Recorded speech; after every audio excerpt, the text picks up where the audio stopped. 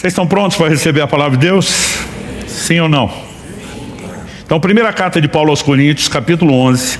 Nós vamos ler do verso 27 até o verso 31.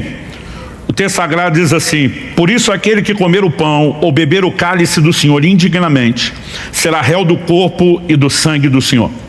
Que cada um examine a si mesmo e assim coma do pão e beba do cálice. Pois quem come e bebe sem discernir o corpo, come e bebe juízo para si. É por isso que há entre vocês muitos fracos e doentes, e não poucos que dormem. Porque se julgássemos a nós mesmos, não seríamos julgados. O apóstolo Paulo, dentro do contexto da ceia do Senhor, e não é sobre isso que eu vou pregar, ele introduz um elemento que para mim é algo central quando falamos numa perspectiva correta que nós precisamos ter de vida cristã.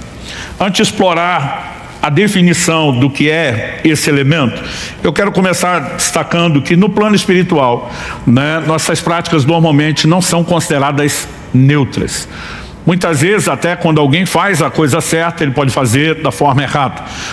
O certo nem sempre é determinado apenas pelo que se faz, mas muitas vezes pelo como se faz.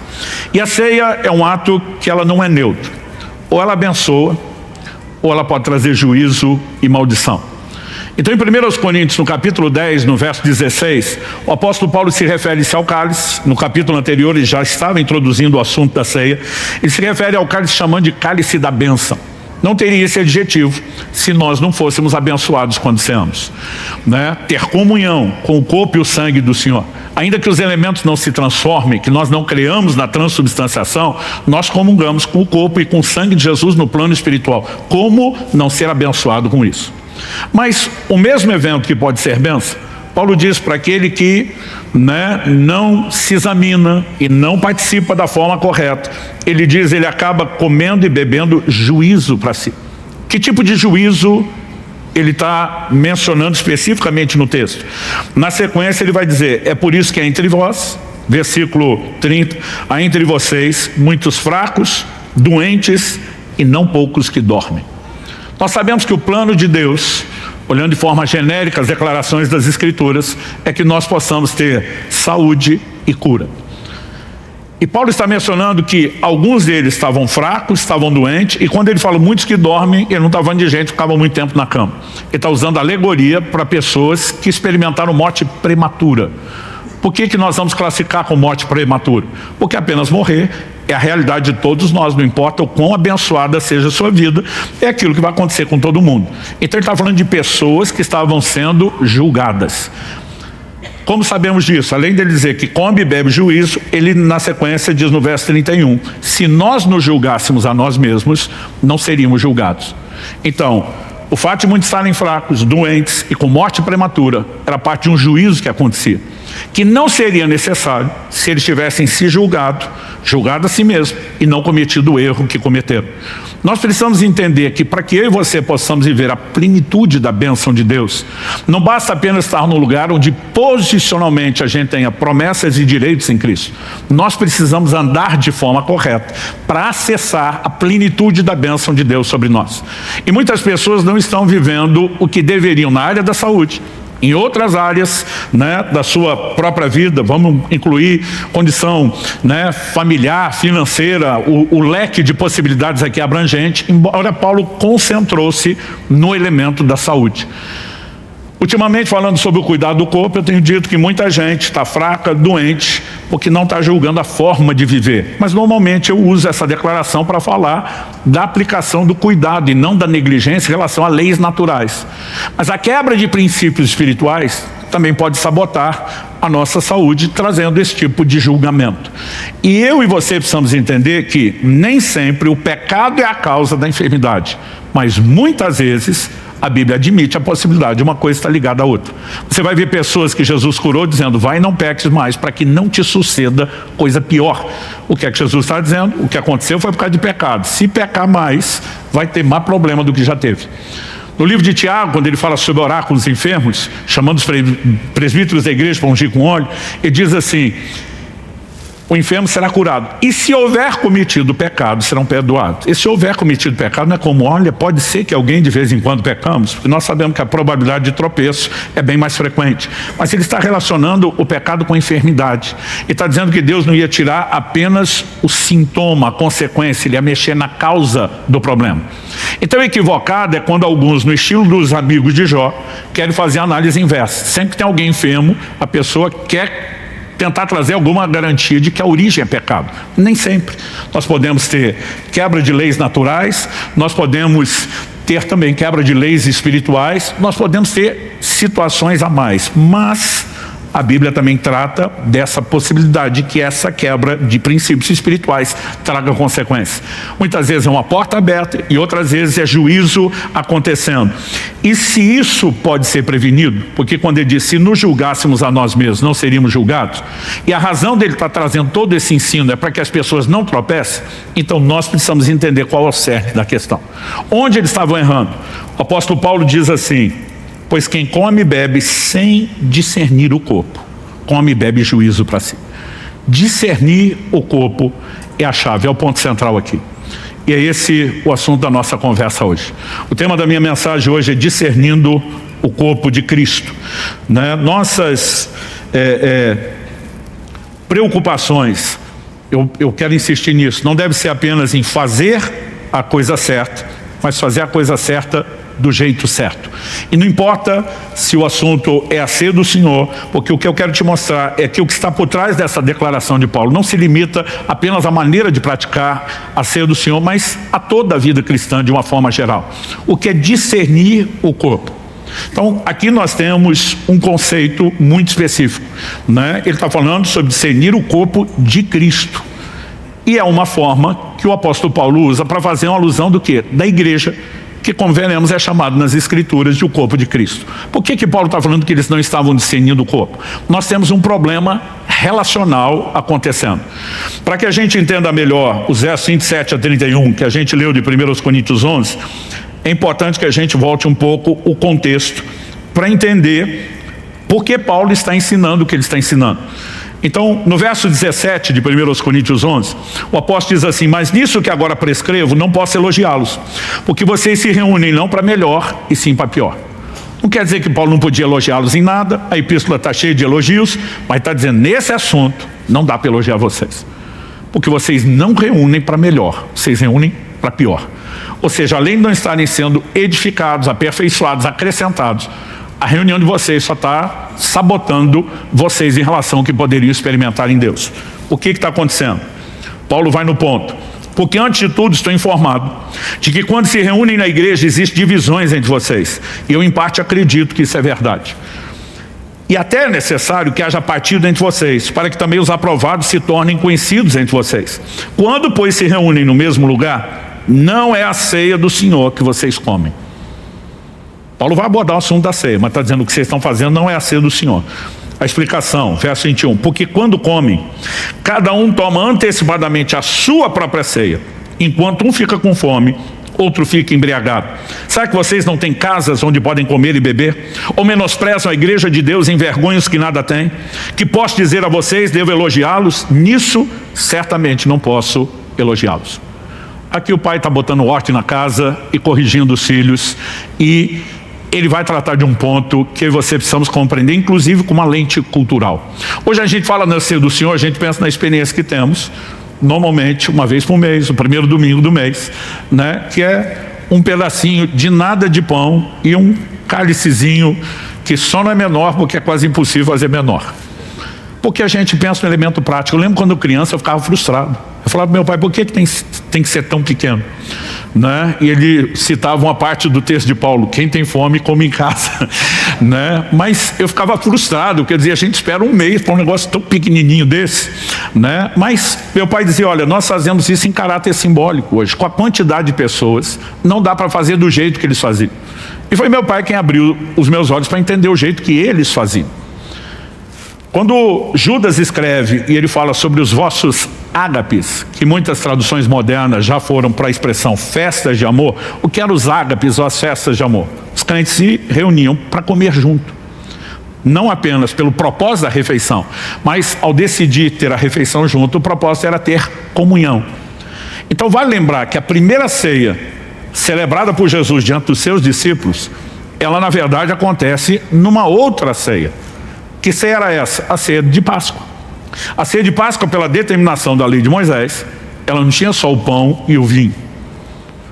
Era uma refeição completa. Tinha proteína, a carne do cordeiro assado estava lá, tinha fibras, saladas, ervas amargas estavam lá, e entre os elementos que se comiam, havia o pão, né, para se comer e o vinho para se beber. Jesus destaca dois elementos de uma refeição que é maior do que aquilo. E ele diz: todas as vezes que vocês consumirem esses dois elementos, não significa que a gente só possa fazer a ceia com esses dois e nada mais presente, vocês vão fazer isso em memória de mim. Então, culturalmente, quando você olha para a história da igreja, eles faziam refeições juntos.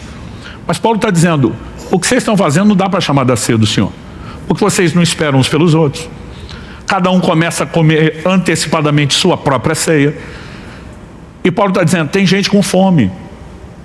Quando ele faz a pergunta no verso 22, será que vocês envergonham os que nada têm? Tinha gente que não tinha comida para levar para essas reuniões. Mas ele não apenas não ficaria sem comer, como teria o privilégio de comer com o restante da família em Cristo. Mas como cada um comia sua própria, que não tinha, passava fome. E outro estava abusando, a ponto de Paulo falar que beberam tanto vinho que ficaram embriagados, o que nunca aconteceria se fosse só o cálicezinho do tamanho do suco de uva que a gente toma. Então, nesse contexto de desordem, que Paulo está falando, vocês não estão discernindo o corpo. Ele está falando do quê? Da igreja. Ele está falando de uma maneira correta de relacionar com as pessoas. Quando ele diz: vocês menosprezam a igreja de Deus, é que essa atitude de falhar com os irmãos é falhar para com o corpo de Cristo, que é a igreja. E ele diz: não discernir o corpo é a chave do problema de vocês. Mas, como eu disse, esse assunto não se limita à ceia. Na verdade, nós temos uma premissa que deveria alinhar toda a forma de eu e você vivemos a vida cristã, que é discernir a pessoa de Jesus por trás de tudo.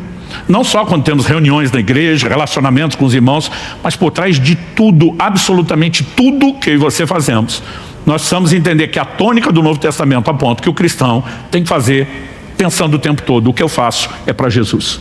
Olha o que Paulo diz em Colossenses capítulo 3, eu vou ler do verso 22 ao 24. Servos, obedeçam em tudo aos seus senhores aqui na terra. Fazer uma pausa. Servo aqui é escravos. Obedeça seus senhores é o amo, o dono, o proprietário de vocês. A gente pensa que muitas vezes já é um desafio você tentar praticar os princípios que Deus pede para nós dentro do contexto da família. Maridos, amem suas esposas. Esposas, respeitem o seu marido. Quando fala: pastor, mas é difícil. Eu digo: numa relação que vocês entraram por que quiserem e por amor. Imagina um escravo que não tinha a menor opção. Ele não trabalhava pelo salário que ia receber, ele não tinha liberdade nenhuma, não era dono de si, servia um outro que era o proprietário dele. Imagina o nível de motivação que o escravo acordava de manhã para trabalhar. Não era bem aquele tipo de coisa: acordei, esse vai ser o melhor dia da minha vida, porque vou fazer tudo que alguém que é meu dono quer que eu faça e eu não tenho vida própria. Eles não tinham nenhuma motivação na perspectiva humana, social, emocional, para ter empolgação naquilo. Mas Paulo está dizendo, vamos voltar aqui no verso 22, Colossenses 3, servos, obedeçam em tudo aos seus senhores aqui na terra, não servindo apenas quando estão sendo vigiados, visando somente agradar pessoas, mas com sinceridade de coração, temendo o Senhor. Sinceridade de coração e temer a Deus é importantíssimo para entender o que nós estamos falando. Tudo o que fizerem, façam de todo o coração, como para o Senhor e não para as pessoas. Você pode repetir isso comigo? Diga: tudo o que fizerem, façam de todo o coração, como para o Senhor e não para as pessoas. Depois ele diz: sabendo que receberão do Senhor a recompensa da herança. Você faz para Ele, é Ele que te recompensa. Ele está dizendo: servos, vocês não podem trabalhar pensando em agradar uma pessoa. Basicamente ele está dizendo que você não vai ter empolgação ou motivação nenhuma para isso. O máximo você pode fazer é produzir melhor, sob vigilância para evitar punição. Mas ninguém tinha empolgação. Ele diz: mas se você servir, fazendo para Jesus, Ele sim vai te recompensar. Agora, tudo o que fizerem não se limita só aos servos. Embora eu digo, quando esse tipo de orientação vinha aos escravos, nós precisamos entender que era um ambiente de menor motivação, né? Efésios 6, versos 7 e 8. Sirvam de boa vontade, como se estivessem trabalhando para o Senhor e não para as pessoas, sabendo que cada um, se fizer alguma coisa boa, receberá isso outra vez do Senhor. Seja servo, seja livre, ou seja, a instrução é para todo mundo. Há uma orientação específica aos servos, aos escravos, Mas ele diz, seja servo livre, todo crente tem que fazer para Jesus. Quando eu e você começamos a pensar nessa perspectiva, dá para entender melhor o ponto principal do julgamento das nações em Mateus 25. Jesus, a partir de Mateus 24, começa a falar do fim de todas as coisas, do seu retorno, dos eventos finais. E em Mateus 25, ele entra no assunto do julgamento das nações. Então, as nações serão trazidas diante dele, ele vai separar as ovelhas à direita, os bodes à esquerda, e aí começa o julgamento. Qual é o ponto do julgamento? Jesus vai elogiar o grupo que ele separou da direita, as ovelhas, dizendo, eu tive fome e vocês me deram de comer. Eu tive sede e vocês me deram de beber. Eu estive nu, vocês me vestiram. Eu estive enfermo ou preso, vocês me visitaram. O próprio Jesus vai dizer que vão perguntar para ele, quando foi mesmo que rolou esse negócio? Porque você tem que entender que Jesus está falando do tempo do fim. Não é a geração que teve próximo, fisicamente falando, de Jesus. A maioria dessas pessoas, ao longo de gerações, e já 2000 anos se passaram, vão estar pela primeira vez vendo o Senhor Jesus cara a cara. Então a pergunta é, quando foi mesmo que nós fizemos o Senhor? Porque nem nós estamos entendendo o que o Senhor está falando. A explicação de Jesus é, quando, Mateus 25:40, o rei respondendo lhes dirá, em verdade lhes digo, que sempre que o fizeram a um desses meus pequeninos, foi a mim que vocês fizeram. Jesus está dizendo, quer você esteja ciente disso, quer não. Quer tenha te ensinado, explicado, quer não. Tudo que você faz, eu vou considerar como algo que você fez para mim. Fez o bem, fez para mim. Mas para outro grupo ele vai dizer, mas vocês, eu tive fome, vocês não me deram de comer. Eu tive sede, não me deram de beber. E aí ele vai dizer, quando negligenciaram essas pessoas, me negligenciaram. Tudo que você faz, para o bem ou para o mal, Jesus está dizendo, no final das contas, eu vou tratar como sendo para comigo. Isso precisa trazer no meu e no seu coração temor. Gente, quase todas as outras áreas de ensino que trazemos, elas estão relacionadas com entender uma premissa básica como essa. Por exemplo, nós gastamos 3 domingos falando dos pecados da língua. E o dia que eu abordei murmuração, falei que segunda-feira é o Dia Internacional da Murmuração. Porque quando acaba o fim de semana e a turma vai voltar a trabalhar, todo mundo volta murmurando. Mas se você acordar amanhã, não importa o frio que esteja, a chuva, né? E lembrar que o que você vai fazer durante o dia deve ser feito para Jesus, caberia aqui a murmuração? Porque se você está murmurando, você está murmurando contra ele. Pergunto, vamos falar do outro pecado da maledicência. Se a gente entende que o que faz para os outros é para Jesus, quando você está falando mal do irmão em Cristo, você está falando mal de quem? Do próprio Jesus. Gente, se nós não entendemos que isso rege toda a perspectiva de comportamento de vida cristã, nós não vamos muito longe. Então, nós estamos falando de um ponto essencial, discernir a pessoa de Jesus por trás, não apenas de relacionamentos, da possibilidade de servir pessoas, mas por trás de todas as circunstâncias, situações que nós vamos lidar, é uma chave para viver a vida cristã. 1 Coríntios 10:31, portanto, quer comais, quer bebais ou façais qualquer outra coisa, façam tudo para a glória de Deus. Você imagina se todo crente decidisse que tudo que ele faz é para Jesus e para a glória de Deus. A gente não ia ter mediocridade no trabalho, a gente ia ter excelência e dedicação em todas as áreas. E o que eu acho curioso é que tem gente que tem dificuldade de entender isso. Até quando nós falamos do ministério. Volta e meia eu tenho pessoas me falando assim, mas cara, precisa dedicar do nível que você está fazendo? Eu falo, para quem que nós estamos fazendo? Se ele é digno do nosso melhor, por que é que nós vamos dar o pior? Porque quer você lembre, quer não, que está fazendo para ele, no dia da prestação de conta ele vai dizer, foi para mim que você fez bem feito ou mal feito. Ou que você não fez. Então assim, isso tem de nortear a nossa vida. Agora, quando a gente fala de discernir o corpo, teologicamente nós precisamos passar aqui por 2 questões. A Bíblia tanto fala do corpo físico de Jesus, como fala do seu corpo místico, espiritual, a igreja, que meu pai redundantemente gostava de chamar do corpo corporativo, que é a união de nós todos. Agora, quando falamos do corpo físico, eu e você precisamos entender algumas coisas. A primeira delas é que Deus, uma das suas qualidades, características e atributos, é que Ele é eterno. Ah, pastor, nós também somos. Nós somos no sentido de não ter fim, mas temos começo. Deus não tem começo nem fim. Agora, se tem algo que tem um começo, é o corpo de Jesus. Porque o Deus pré-existente, num momento da história e da cronologia, decide assumir para si um corpo que Ele não tinha antes. É por isso que o livro de Hebreus, citando o Antigo Testamento, um salmo messiânico diz, sacrifícios e ofertas não quiseste, antes um corpo me formaste. Jesus não teve início ao nascer, teve início foi um corpo. O Deus pré-existente é que o ocuparia. Filipenses 2 explica que ele, subsistindo na forma de Deus, não teve o ser igual a Deus como algo que tinha que se aprender, mas se esvaziou. Ele não se esvazia da identidade, ele não deixou de ser Deus. Mas ele deixa de lado atributos que nós chamamos incomunicáveis, que cabem só a Deus. E ele decide viver nessa terra como homem. A Bíblia diz que ele teve fome, teve sede, teve cansaço, teve sono, estava debaixo de limitações que Deus não tem. Ele não usou o atributo da onipresença, a capacidade de estar presente em todos os lugares. Ele é um lugar de cada vez, limitado e confinado ao seu corpo. Ele não usou o atributo da onisciência. A Bíblia diz que ele cresceu em sabedoria, em conhecimento, precisou de aprendizado. Tem hora que vai ver Jesus fazendo perguntas que, se estivesse usando onisciência, não precisava fazer. Ele não usou onipotência, que é ter todo o poder. Atos 10:38 diz: Deus ungiu a Jesus de Nazaré com o Espírito Santo e poder, o qual andou por toda parte, fazendo bem, curando a todos os oprimidos do diabo, porque Deus era com ele. Não diz porque ele era Deus. Foi ungido e Deus era com ele. Tudo que Jesus fez no seu ministério, cada milagre operado, ele fez como um homem ungido pelo Espírito Santo. E se eu e você não entendemos isso, não vai fazer o menor sentido a fala de Jesus em João 14. Quem crê em mim fará não apenas as obras que eu faço, mas até outras maiores. Se o que ele fez como Deus, jamais poderíamos fazer o que ele fez, o que dizer coisas maiores? Então, nós precisamos entender, o corpo de Jesus tem um papel central na obra da redenção. Hebreus 10:10 fala do sacrifício do corpo. A gente fala pouco sobre o sangue, mas quase nada sobre o corpo. Mas o corpo de Cristo, além de todo o mistério da redenção, ele serviu um propósito. Qual foi o propósito? Foi por meio dele que Jesus agiu, que o seu ministério aconteceu, que ele pôde funcionar cumprindo o plano e o propósito de Deus nessa terra. Mas quando Jesus morre e depois ressuscita, nós temos um processo chamado na Bíblia de glorificação. O que significa isso? Significa que Jesus, depois da ressurreição, Colossenses 2:9 diz que nele hoje habita corporalmente a plenitude da divindade.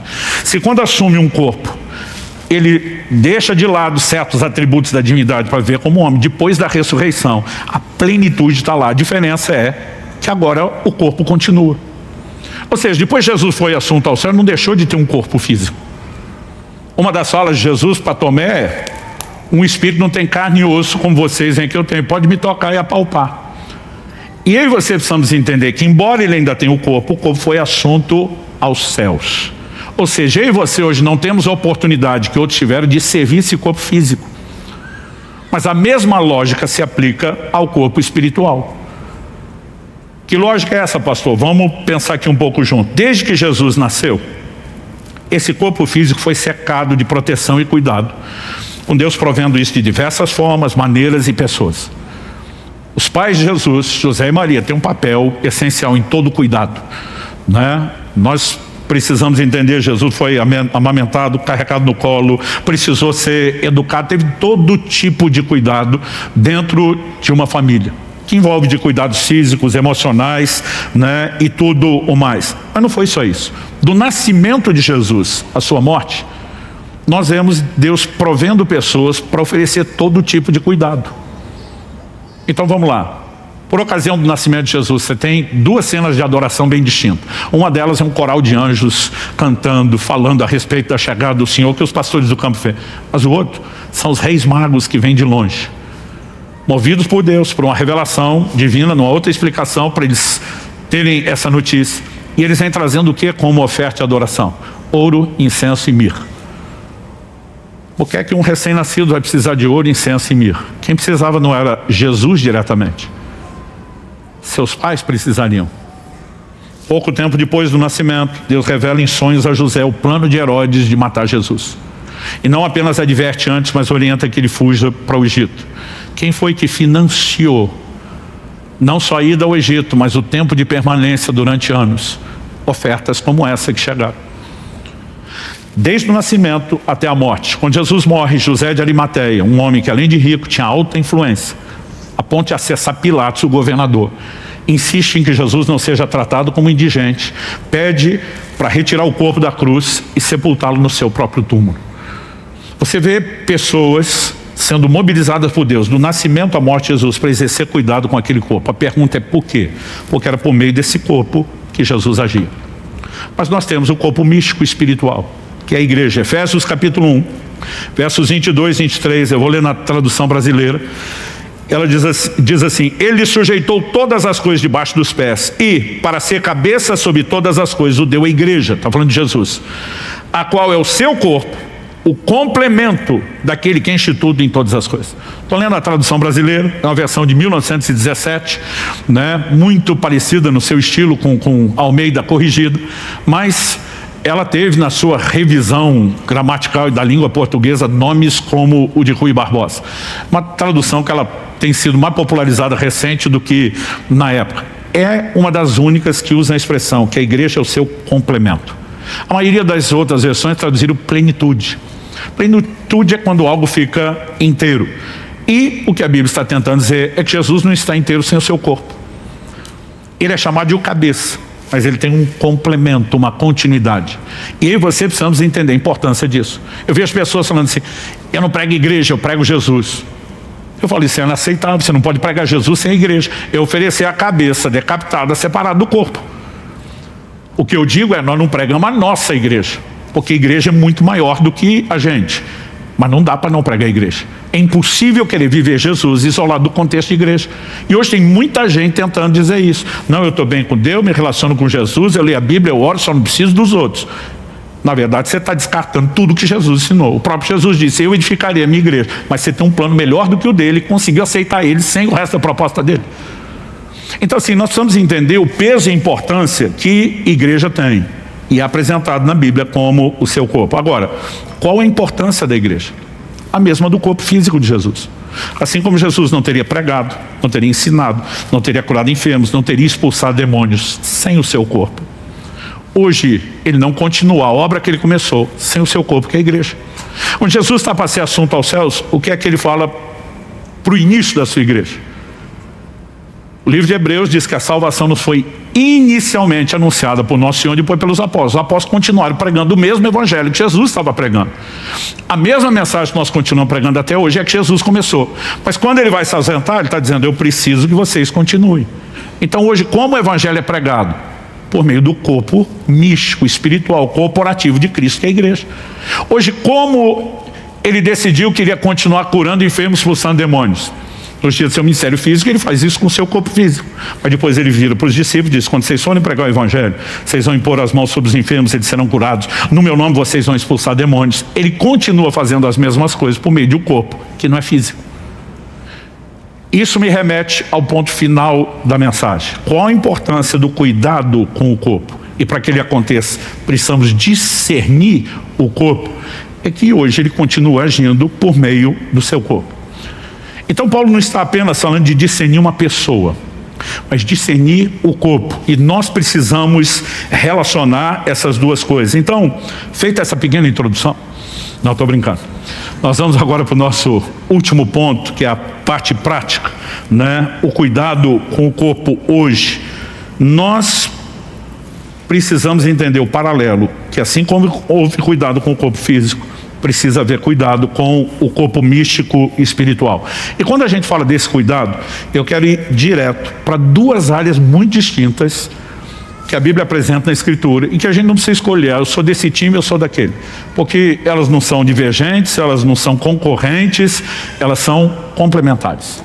Quais são as duas áreas? Em primeiro lugar, a forma como nos relacionamos e interagimos com as pessoas. O cerne do problema abordado por Paulo no nosso texto inicial era relacionamento.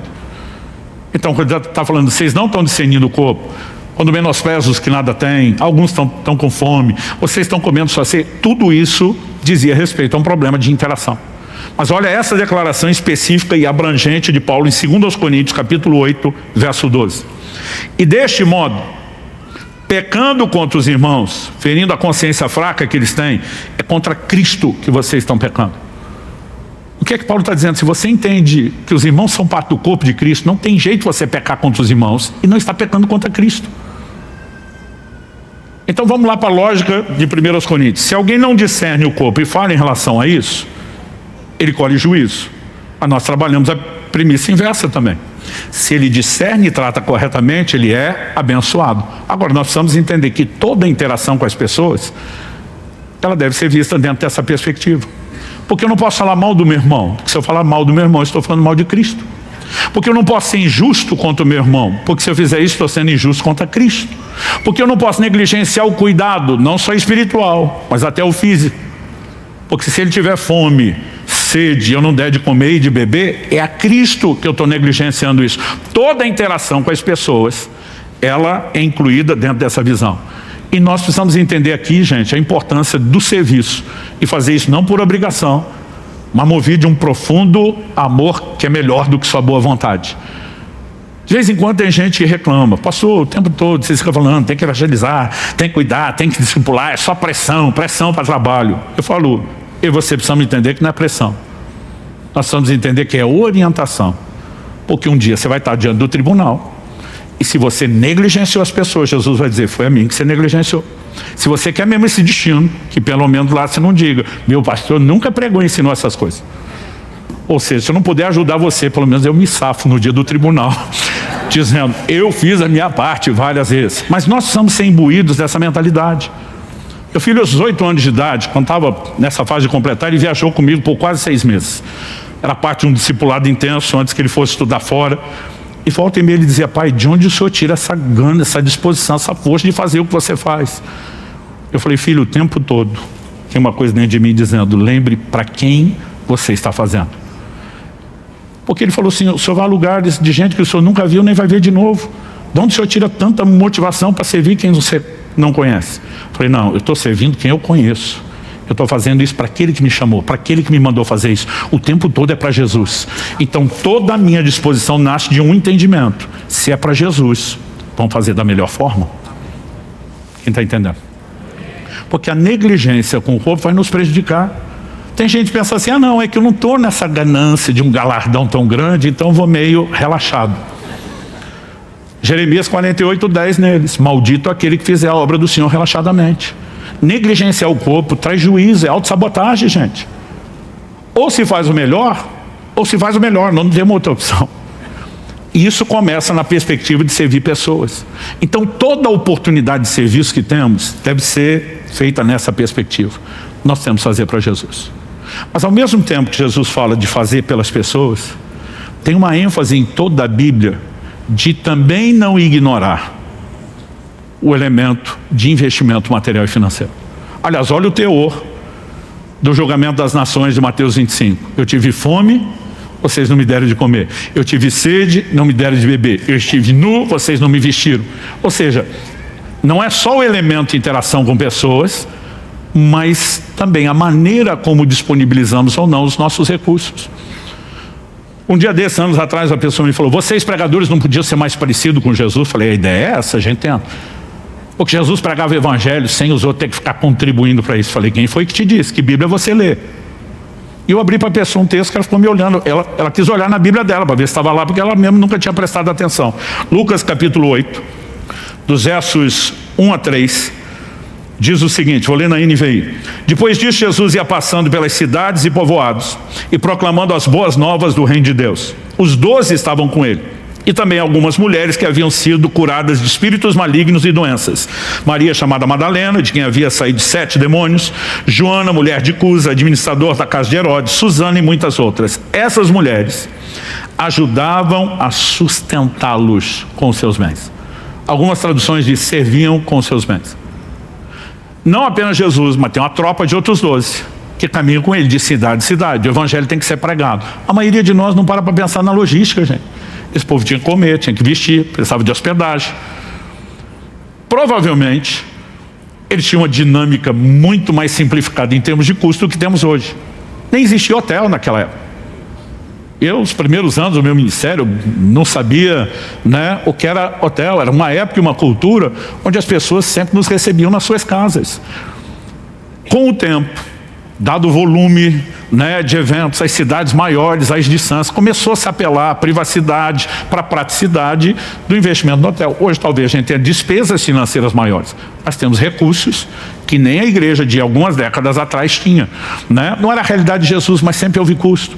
Quando a Bíblia chama Judas de o tesoureiro que carregava a bolsa, é porque havia contribuições. É lógico que o ministério, o corpo físico de Jesus para executar a sua missão sempre precisou de financiamento. E não é diferente hoje. Então, quando a gente fala a respeito disso, tem um texto em particular que eu não consigo deixar de fora dessa equação. Eu gostaria que você abrisse lá comigo, que está no Evangelho de Marcos, no capítulo 14. Eu quero que a gente leia do verso 3 até o verso 9. Você tem uma tônica quando a gente ensina sobre finança e contribuição. Eu falo muito sobre não apenas fazer a coisa certa, mas fazer do jeito certo. Fazer do jeito certo não é apenas entender motivações corretas, mas princípios. E aqui nós temos um ensino extraordinário. Isso mudou profundamente a minha vida há mais de 2 décadas. O texto diz assim, vou ler do verso 3 ao 9 de Marcos 14. Quando Jesus estava em Betânia, fazendo uma refeição na casa de Simão o leproso, veio uma mulher trazendo um frasco feito de alabastro com um perfume muito valioso. ênfase aqui por muito valioso, de nardo puro. Quebrando o frasco, derramou o perfume sobre a cabeça de Jesus. Alguns dos que estavam ali ficaram indignados, ênfase no indignado, e diziam entre si, para que esse desperdício de perfume? Esse perfume poderia ter sido vendido por mais de 300 denários para ser dado aos pobres. E murmuravam contra ela. A minha tradução murmurava. A NVI diz, a repreendiam severamente. As traduções mais antigas dizem, bramavam. Porque a palavra no original significa literalmente gritar. Ou seja, uma indignação seguida de grito. Não acho que foi só um comentário qualquer. Mas Jesus disse, verso 6, deixe a mulher em paz. Porque vocês a estão incomodando, ela praticou uma boa ação para comigo. Porque os pobres estarão sempre com vocês e quando quiserem podem fazer-lhes o bem, mas a mim vocês nem sempre terão. Ela fez o que pôde, ungiu o meu corpo antecipadamente para a sepultura. E arremata. Em verdade lhes digo que onde for pregado em todo o mundo o evangelho, também será contado o que ela fez para a memória dela. Então vamos tentar entender o cenário. Por que tanta indignação? O povo está reclamando de um desperdício.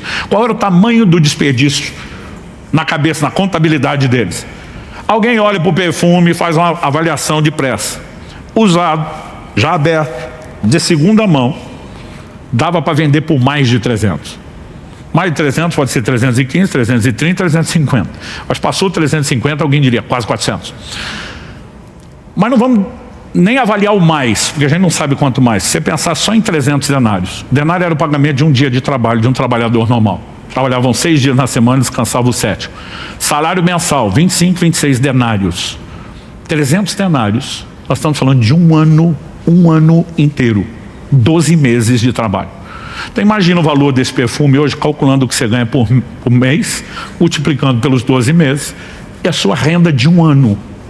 Gente, nós não estamos falando de algo sem valor. A Bíblia diz que era muito precioso. A mulher não deixou aproveitar nem o frasco de alabastro. Ela quebrou. E o povo está indignado. Por que o povo está indignado? Porque a cabeça deles só está pensando no uso de recurso financeiro para bancar projetos. E projetos nobres são mencionados. 1 ano de salário, a gente podia estar dando de comer para os pobres, a gente podia fazer isso, podia fazer aquilo. E os projetos não estão errados. Jesus disse no julgamento das nações, eu tive fome e deu de comer. Você está cuidando do pobre. Provérbios 19:16 diz, quem se compadece do pobre empresta a Deus. Não existe nada de errado. Mas Jesus diz, os pobres estão aí o tempo todo. Vocês podem fazer isso o tempo todo. A mim vocês não me têm sempre. Jesus está dizendo, essa mulher viu uma janela única de oportunidade que não podia ser desperdiçada. E aí nós precisamos entender o que Jesus está falando. Porque ele basicamente não está dizendo que as pessoas estavam pensando em projetos, tinham intentos errados. Os projetos eram nobres. Mas Jesus nunca quis que a gente custeasse projeto. O que ele espera é que a gente enxergue ele. E essa mulher enxergou ele. Ele está dizendo, ela fez algo por mim. Uma boa ação para comigo. E Jesus explica algo que precisa ser entendido devidamente na perspectiva teológica. Jesus diz, ela ungiu antecipadamente o meu corpo para a sepultura. O que é ungir antecipadamente? Antes da hora. Do que Jesus está falando? Gente, depois de ter vivido no Egito por mais de 400 anos, os hebreus saíram tendo absorvido práticas culturais que eram dos egípcios. Entre elas, embalsamar seus mortos. Passou o que é embalsamar os seus mortos? Mumificação em níveis distintos. Então, quando alguém morria, eles não apenas envolviam com os panos, aplicavam diversos tipos de óleos e especiarias com a intenção de conservar o corpo. Não apenas porque velório costumava ter mais tempo do que nós temos hoje. Hoje, por lei, 24 horas o caixão tem que estar já fechado e a pessoa sendo sepultada. Salvo exceções e processos distintos, essa é a regra. Ele já trabalhava, porque até juntar todo mundo e ter o processo, isso virou padrão, era cultural. Então, normalmente, quando é que você vai ungir o corpo de alguém? Depois de estar morto. O que é que Jesus está dizendo que ela ungiu antes, enquanto ele está vivo? Aqui nós precisamos entender algo que é mais profundo do que parece. Um dos textos do Antigo Testamento, profecia messiânica, mais citado no Novo, no contexto da ressurreição, é o Salmo 16. Não deixará sua alma na morte, nem permitirá que o seu corpo veja corrupção. O que a Bíblia está dizendo que Jesus não apenas ficaria na morte, além do prazo determinado dos 3 dias, mas que o seu corpo, entre a morte e a ressurreição, não entraria em decomposição. Isso é uma chave importante. Por mais que Jesus tenha sofrido, havia promessas guardando a integridade do seu corpo. Nenhum dos seus ossos será quebrado. E as irmãs de Lázaro falaram para Jesus, depois de 4 dias, está cheirando mal, porque a decomposição vai acelerando, mesmo com o processo que eles tinham de evitar que isso acontecesse de forma tão depressa. Agora, Jesus, o corpo dele não entrou em decomposição. E você quer saber, nem conseguiram embalsamá-lo direito. Porque ele morre na virada da sexta para sábado, entra o dia de descanso. Um dos evangelhos diz, era grande aquele dia de sábado. O que aquele dia tem de diferente? Você tem o sábado da semana e você tem o sábado do dia da celebração da Páscoa. O que se destaca é que Jesus, por parte de muitos estudiosos, na verdade morreu na sexta, morreu na quinta. Porque senão a conta de 3 dias não fecha. Nós temos 2. Se ele morreu na sexta até ser sepultado, primeiro crucificado até morrer, foi crucificado, ser sepultado e ressuscitar no domingo de manhã, você não tem nem a conta. Então acredita-se que o sábado da Páscoa caiu na sexta e emendou com o sábado do dia da semana. Então eles tinham um sábado dobrado. Tentaram, fizeram o que puderam, não terminaram. Domingo de manhã as mulheres vão no túmulo não para esperar que ele tenha ressuscitado. A Bíblia diz que elas vão para terminar o processo de embalsamar, que não foi feito. Mas não precisava, porque já estava garantido. Jesus está dizendo que aquela mulher realizou um ato profético. Quando ela derrama aquele perfume caríssimo sobre Jesus, ela estava declarando profeticamente: a unção real, o verdadeiro óleo do Espírito envolverá o seu corpo, que o preservará da corrupção. Você não precisará ser embalsamado. Como que essa mulher viu o que viu? Até hoje, para todo mundo que estuda Bíblia e teologia, você tem que gastar um tempão, para tentar conectar os pontos. Discernir é uma capacidade de perceber as coisas que não acontece só de forma natural. Porque os reis magos saíram de um país para o outro em busca do Messias, que a maioria dos que ouviriam o Messias se revelando não aceitaria, porque eles viram o que as outras pessoas não viram. Porque essa mulher fez o que fez? Porque ela viu o que as outras pessoas não estavam vendo. Quando nós falamos de discernir, nós precisamos entender que isso não é algo que Deus vai forçar.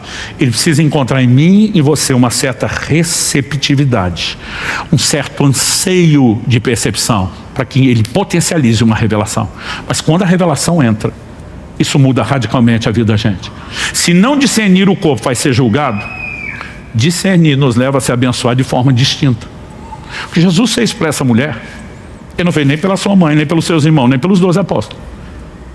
Ele não falou assim de mais ninguém. Onde for pregado o evangelho em todo mundo, em todos os lugares, em cada canto dessa terra, em cada geração, onde o evangelho chegar, Jesus falou que o que essa mulher fez seja contado. Não era apenas para que a gente aprendesse, ele diz para a memória dela, ele imortalizou essa mulher. 1 Samuel 2,30 diz: eu honro aqueles que me honram, mas os que me desprezam serão desprezados. Quando eu e você não discernimos o corpo e desprezamos o Senhor, vamos ser desprezados, julgamento. Mas quando discernimos e honramos, seremos honrados. Para honrar no nível que fez, ele se sentiu muito honrado. Onde eu quero chegar com isso? Existe no meu coração, como líder, gratidão a Deus por olhar esses 20 anos de história para a estrutura funcional prática da nossa igreja. Em primeiro lugar, de serviço. Desde os nossos líderes de célula nos ajudando a cuidar das pessoas, para cada área, departamento de trabalho da igreja, frente de ação social, nosso exército de voluntários, gente, dá uma alegria na gente, tem espaço para melhorar, na vida de cada um de nós, começando aqui de mim. Todo mundo pode melhorar, mas a gente tem satisfação em ver a disposição do povo servir. Quando falamos de contribuição, que é outra área de cuidar do corpo, existe gratidão no nosso coração. Porque essa casa tem entendido e praticado generosidade, gente. A gente tem vivido dizendo, nós não vamos dar só manutenção a essa estrutura, nós vamos multiplicar e plantar outras igrejas, nós vamos abençoar outras estruturas, nós vamos investir em missões no avanço do Evangelho, mas também vamos, né, atender o necessitado. E a gente tem podido fazer isso tudo.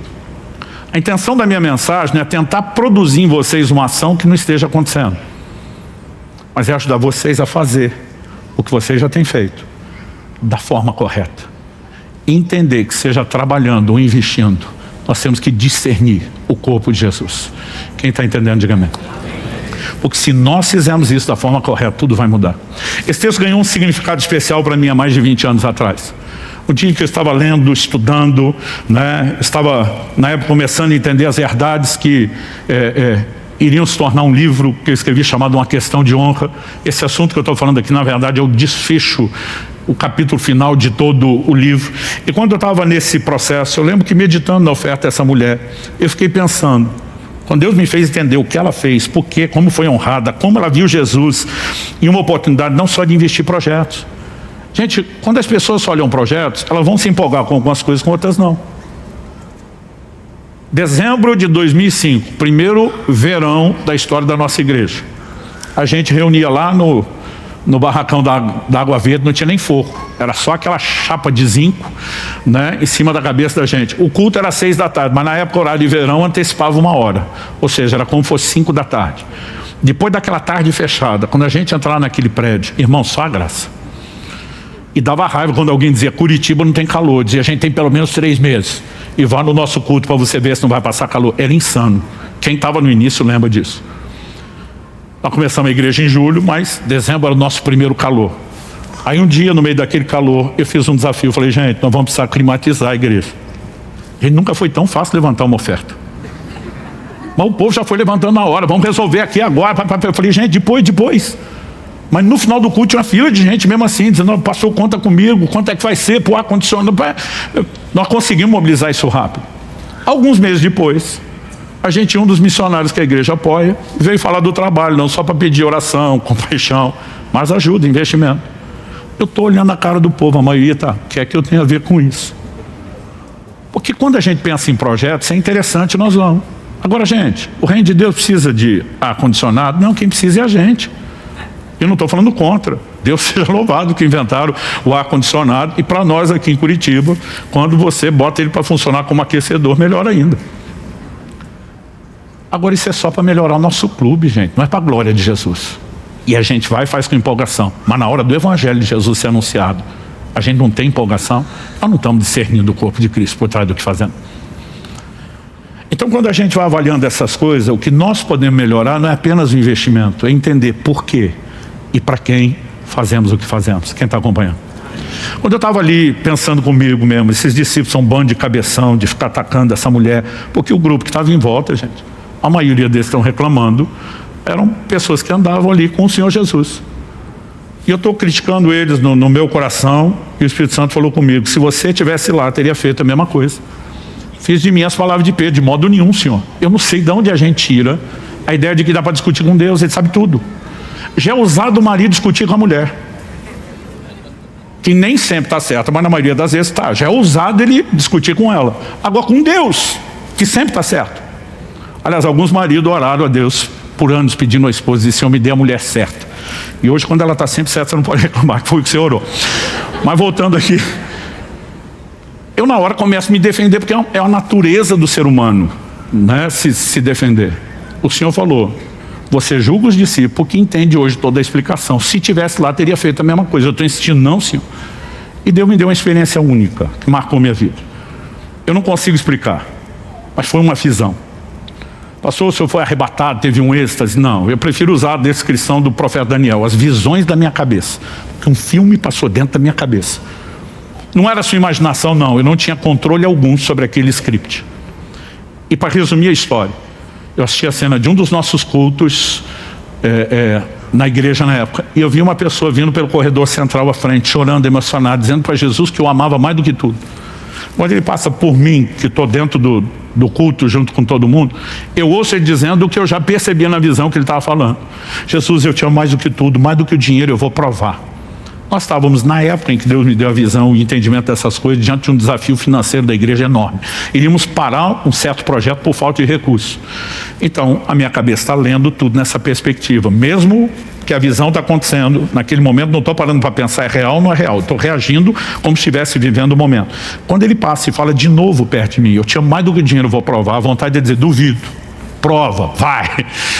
Ele dobra o joelho, chorando. Ele enfia a mão, era uma noite fria, comum do nosso Paraná. Ele enfia a mão dentro da blusa que está usando e tira um pacote grosso, de pelo menos uns 2 dedos meu, daquelas notas de R$100, que na época era novidade. A minha cabeça já dispara a fazer conta. Quantos milímetros tem uma nota? Quantas notas cabem nesses 2 dedos do maço? Vezes 100. Gente, eu já começo a mandar os aleluia dentro da minha cabeça. Ele joga aquele dinheiro e fala para Deus, eu te amo mais do que o dinheiro, vou provar. Tira um segundo maço. Quando eu jogo o segundo maço, é aleluia para um, é glória para o outro. Não sei de onde sai, que tamanho de bolsa era aquele de jaqueta, isso é um terceiro maço. Quando sai o terceiro maço, já estou quase falando em língua, está tocando na minha cabeça a música, chegou a nossa vez, chegou a nossa hora. E quando eu estou ali pronto para fazer festa, ele enfia a mão num dos bolsos, tira um frasquinho sem rótulo, começa a jogar um líquido em cima do dinheiro. Eu sinto cheiro de álcool. Não é culto de libertação, o Zé Pilintra não pegou ninguém, mas está fedendo álcool. E eu só vou entender o que está acontecendo quando sai do bolso uma caixa de fósforo. Ele olha para o dinheiro agora molhado de álcool e fala, eu te amo mais do que o dinheiro, vou provar. Quando ele vai riscar o fósforo, eu entendo papel, álcool, fogo, vou provar aqui. Eu entendo, dá para acontecer. O eu da visão fez o quê? Eu voei no pescoço dele, antes dele riscar o fósforo. Nós estávamos dando a primeira rolada, ainda a visão sumiu. Quando a visão sumiu, o Espírito Santo falou comigo, se você estivesse lá, teria feito a mesma coisa. Eu entendi que ele me deu uma visão contemporânea do episódio de Maria. Não estou dizendo para você sair daqui e praticar uma nova modalidade de oferta, queimar dinheiro, que aí vai ser o marciano voando no seu pescoço. O que você precisamos entender é que muitas vezes nós estamos presos a valorizar mais projetos do que a pessoa. E o que Deus espera é que a gente enxergue a pessoa. Na nossa perspectiva seria queimar dinheiro. O que aquela mulher fez não foi só desperdício. O que ela fez foi um ato profético vislumbrando o Senhor. Então a minha oração, e aqui eu encerro pedindo para você ficar em pé para parecer que está acabando, é que nós possamos não apenas seguir fazendo o que temos feito, trabalhando e servindo pessoas, investindo financeiramente, mas que a gente possa fazer isso sempre com uma mentalidade, para quem e por que eu estou fazendo isso. Há um tempo atrás, uma pessoa estava muito machucada, uma instituição, estrutura religiosa dentro da qual serviu, e ela em tom de desabafo falou para minha esposa, eu me arrependo de ter trabalhado tanto tempo naquele lugar. Minha esposa respondeu na hora, que ela é um doce de pessoa, mas não mexa com Jesus sem arrumar confusão com ela. Que ele respondeu na hora para ela, para quem que você fez o que fez? Porque se você fez o que fez durante esses anos para Jesus, você não tinha que estar arrependido de nada. Você deveria estar com o coração cheio de gratidão, para não dizer orgulhoso, pela oportunidade de ter servido Ele. Mas se você está arrependido, você nunca fez para Ele. Você fez para pessoas que te machucaram. E agora você está arrependido porque você nunca fez para Ele. Preste atenção. Eu e você não servimos instituições e pessoas. Nós servimos a Cristo. Dentro de instituições, quando estamos servindo pessoas. E quem faz isso não está arrependido. Até porque a nossa resposta e recompensa não vem das pessoas. Quando a Bíblia diz, é a Cristo o Senhor que estão servindo, a Bíblia diz, dele vocês vão receber a recompensa da herança. Jesus não prometeu só voltar, gente. E diz, eis que cedo vem e comigo está a minha recompensa, para dar a cada um de vós segundo as suas obras. Se fazemos para ele, vamos receber dele. Agora, se você faz só para ser visto pelos outros, já recebeu sua recompensa nas palavras do próprio Jesus. Agora, se você trabalhamos ou investimos com a mentalidade correta, não apenas vamos entrar num patamar de agradá-lo, de nunca sair do trilho, estar alinhado com o eixo central do plano e do propósito de Deus, mas nós vamos entrar num lugar de plenitude e rompimento. Não vai nos faltar aquilo que Deus tem disponibilizado, seja saúde, graça para as nossas casas, provisão para as nossas necessidades. Há um lugar de plenitude, que você não vamos acessar apenas porque temos promessa e um direito posicional, mas porque não quebramos princípios, pelo contrário, praticamos eles. Então minha oração a Deus é que a gente não só siga fazendo o que temos feito, seja servir pessoas ou investimento financeiro, mas que a gente faça isso como nunca fizemos. Não apenas no sentido de aumentar o volume de trabalho ou de investimento, mas principalmente de a mentalidade, que tem que estar fortemente dentro de mim e de você. Para quem e por que nós fazemos o que fazemos. Esse é o ponto principal. Toda revolução na história, toda, sem exceção. Não importa se estamos falando de algo de ordem política, social, espiritual. Toda revolução tem no mínimo 3 ingredientes, 3 elementos comuns. Uma nova mensagem. Mas a mensagem não é autopropagável. A nova mensagem precisa de pessoas engajadas com o movimento, que espalhem a notícia, que convençam e persuadam os outros a se unir ao movimento, que foi startado pela nova mensagem. E pessoas não conseguem espalhar a mensagem sem o terceiro elemento: suporte, investimento financeiro. Eu e você temos o privilégio de participar da maior revolução da história, de repercussões eternas. Há uma nova mensagem, sim. O evangelho é chamado de boas novas. Esse é o significado da palavra evangelho: boas novas, boas notícias. Nós temos uma mensagem, e uma boa mensagem. Mas a mensagem não é autopropagável. Ela precisa de engajamento, de uma mobilização. E me ouça com atenção: se vamos viver o que Deus prometeu, e eu creio que vamos chegar lá, que toda a terra se encherá do conhecimento da glória de Deus, como as águas cobrem o mar, haverá uma revolução para a proclamação dessa mensagem nunca antes vista. A maior colheita de almas de todos os tempos ainda está para acontecer, gente. Mas isso significa que a mensagem que já foi dada vai precisar de um engajamento de trabalho como nunca antes, mas também vai precisar de suporte e investimento como nunca antes. Eu não consigo encontrar palavras para tentar explicar o impacto que o entendimento do que Maria fez teve na minha vida.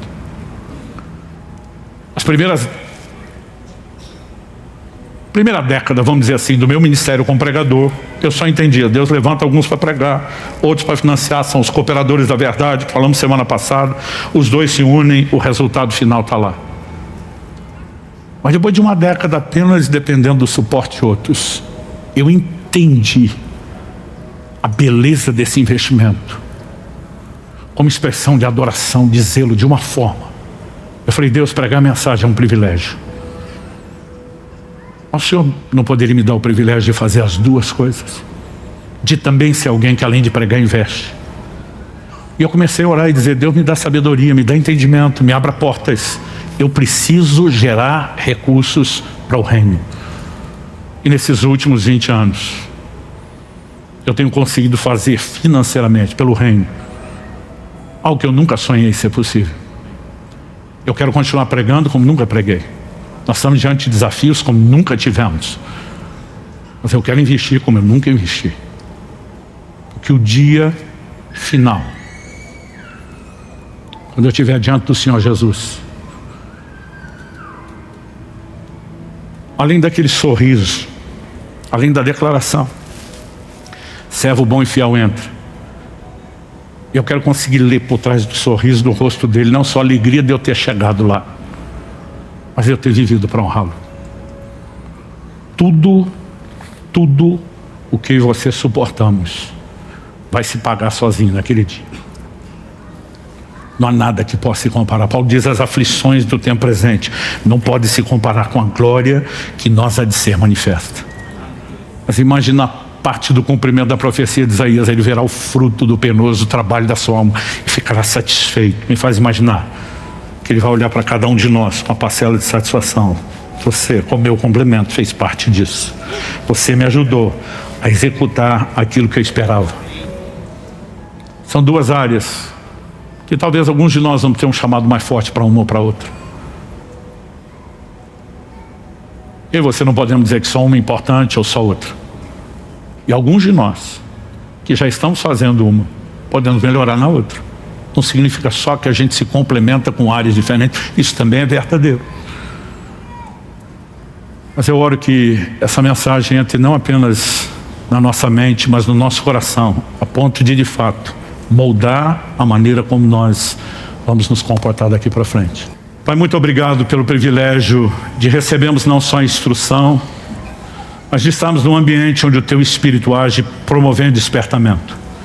Eu oro por isso na vida de cada um dos meus irmãos e irmãs aqui presentes, na vida daqueles que nos acompanham por meio dessa transmissão, ou mesmo posteriormente, através de uma mensagem gravada.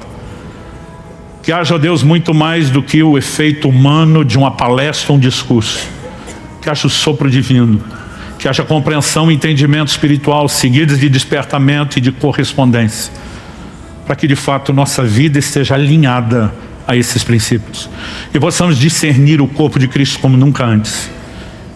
E, como consequência, agir nessas áreas com zelo, dedicação e cuidado, também como nunca antes.